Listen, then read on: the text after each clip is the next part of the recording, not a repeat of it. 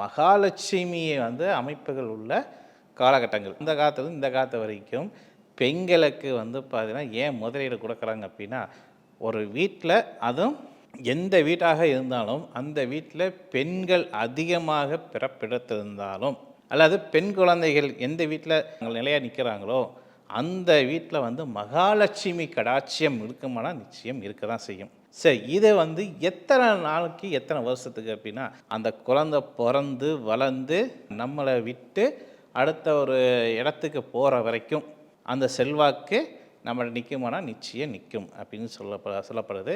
சரி, இந்த 12 ராசிக்காரங்களுக்கு இந்த லட்சுமி கடாட்சியம் வர்றதுக்கு அடிப்படையாக என்ன தேவைப்படுகிறது அப்படின்னா, இந்த ஜென்ரேஷன் எடுத்துக்குவோம். ஒரு பையன் ஒரு பெண்ணு, இல்லை 2 பையன் 2 பொண்ணு, இப்படி தான் அமைச்சிட்டாங்க. இப்படி அமைப்பு இருக்க போகும்போது இந்த 12 ராசி, மேச ராசிக்காரனா 5ஆம் பாவம் வலுத்து இருக்கணும். இப்படி ஒவ்வொரு ராசிக்கும் 5ஆம் பாவம் விலப்பட்டிருந்தால் அங்கே ஆட்சியோ உச்சமோ அல்லது பார்த்தீங்கன்னா அதுக்கு சம்மந்தாப்பில் நட்சத்திர அடிப்படை ரீதியாக அமைப்புகள் இருந்தாலோ அல்லது தசாநாதன் செல்லக்கூடிய காலகட்டத்திலேயோ அல்லது புத்திநாதன் செல்லக்கூடிய காலகட்டத்திலேயோ இவங்களுக்கு லட்சுமி கடாட்சிய வருமானம் வரக்கூடிய வாய்ப்பினை ஏற்படுத்தி தரும் என்பது தான் சொல்லப்படுது.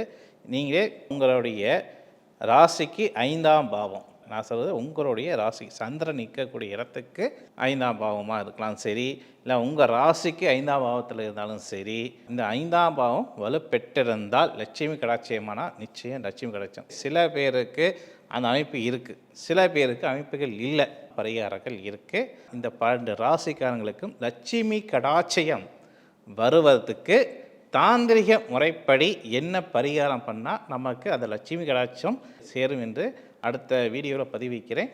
மீண்டும் இணைந்த ஒரு நிகழ்ச்சியில் சந்திக்கும் வரை உங்களிடம் விடைபெறுவது ராஜேஷ்குமார். நன்றி, வணக்கம்.